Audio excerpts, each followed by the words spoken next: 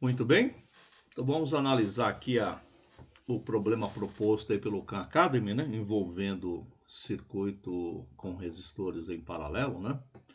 E o nosso objetivo desse instante é interpretar como é que se dá a aplicação de funções, né?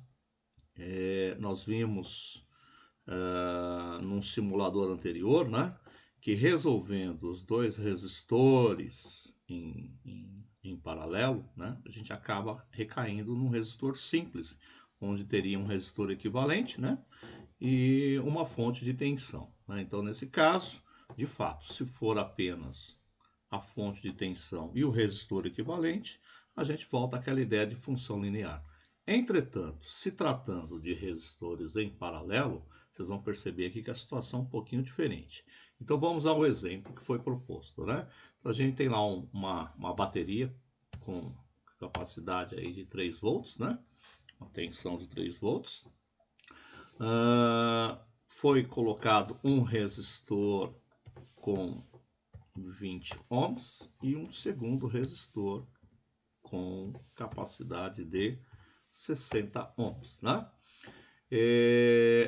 Nesse sentido, né, tendo os dois resistores em paralelo, o que vai acontecer é que a corrente ela vai se dividir e a tensão ela permanecerá a mesma, ocorrendo uma situação contrária dos circuitos em série, né? Então aqui nos circuitos e resistores em paralelo, né, a divisão, a variação ocorre com a corrente. Entretanto, pela lei de Kirchhoff, né, das correntes, né, então a corrente que sai a soma das correntes divididas ali, na verdade se refere à corrente total, né, de um resistor equivalente, né? Então vamos aqui calcular como é que seriam então essas correntes, né? Então a gente tem aqui a primeira corrente, que ela será então a tensão, 3 volts, dividido pelo primeiro resistor, né? Então vamos melhorar aqui esse valor aqui aproximado. Então a gente tem nesse instante 15 centésimos de ampere, ou seja, uma primeira corrente, né, em relação ao primeiro resistor com 15 centésimos de ampere. E uma segunda corrente, que eu vou chamar aqui de I2, que é a tensão em relação ao segundo resistor, 5 centésimos de ampere. Então se a gente fizer a somatória de I1 mais I2, obviamente a gente tem a corrente total. Ou seja, I, vamos ver se a gente consegue fazer aqui, né?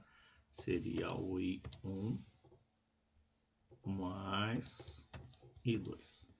De qualquer forma, fica evidente, né? Vamos tentar somar pelas linhas ali, né? Então, eu estou somando a segunda, o I, ele é igual a, ou melhor, a segunda linha, né? Mais a terceira linha. Vamos ver se... Opa, aí sim. Então, observe nesse instante que a nossa corrente total equivale a 20 centésimos de ampere, né? Então, vamos tentar interpretar isso daqui, como é que seria graficamente. A gente observa nesse instante que, como a corrente se divide, então a gente tem a corrente em função da resistência, né? Então, para esse caso, nós teríamos então a seguinte situação. Vamos considerar aqui um outro resistor, sei lá, de 10 ohms, né? E nesse instante, a corrente está em função do resistor, que é a tensão em relação a esse resistor, que pode variar. Então, observe nesse instante que a gente tem uma função que não é a função linear, e sim uma hipérbole, né? Trata-se de uma hipérbole, né? Vamos pegar casos particulares aqui que a gente já tem. Então, por exemplo, quando o meu resistor vale 20 ohms, a gente tem a corrente em função desse resistor. Opa, errei aqui. Cadê? Resistor, corrente em função 0,15. O que eu errei aqui? Tensão 3, resistor 10 começar por ali. Tensão. Ah, tá o meu R. Ah, tá. Aqui tá o erro, tá aqui. Aqui, isso. Isso aqui é o resistor 1. E não. Agora sim. Observe nesse instante que a gente tem, então, um ponto A, que representa, então, no eixo das abscissas a minha resistência, né? E no eixo das ordenadas a minha corrente. Vamos já marcar aqui na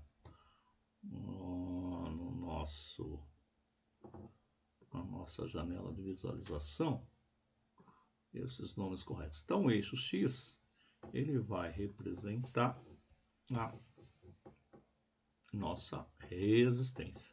Enquanto que o eixo Y, cadê o eixo Y? O eixo X representa a nossa resistência, enquanto que o eixo Y representa a nossa corrente. Tá?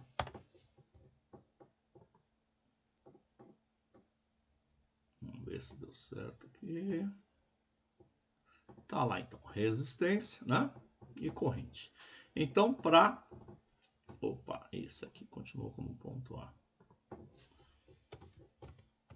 Aí. Então, para uma resistência de 20 ohms, a gente tem então uma corrente de 15 centésimos de ampere, né? Para uma resistência de 60 ohms, né? Que é o R2, a gente tem uma corrente em função dessa resistência. Tá lá, ponto B, né? Assim como coloquei aqui um resistor de 10 ohms, né? Então a gente teria, que eu chamei ali de R3, né? Então R3, corrente em função do meu R3. Tá lá. Então, quando temos uma resistência de 10 ohms, obtemos, portanto, né, uma corrente de 3 décimos ou 30 centésimos de ampere.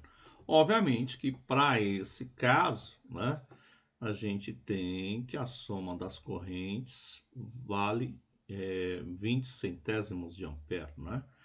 Ou seja, a soma dessas duas correntes envolvendo o ponto A e o ponto B me levou aí para uma corrente total de 20 centésimos de ampere. Mas o mais interessante nessa questão é que a tensão para esse caso será sempre 3 volts, né? Então observamos que para situações como esta, e também é legal observar que até os nossos profissionais da área aí podem explicar bem melhor, né? Que aqui eu estou pegando apenas a região positiva, né? Mas sabemos que pode ocorrer perfeitamente a região aqui com valores negativos, né? Mas aí é o profissional da área técnica que pode falar com mais propriedade, né? Nosso objetivo aqui é muito mais observar a aplicação de funções.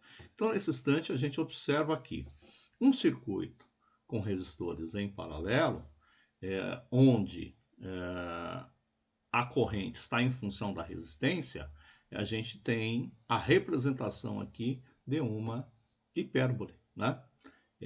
Diferentemente da função linear. Então, como a tensão é sempre a mesma para esse caso, ela não se divide, né? Então, por isso, a gente tem no eixo das ordenadas a corrente e no eixo das abscissas a resistência. Mais uma aplicação, né, de funções, né? Então, voltado aí à ideia dos circuitos elétricos. É isso.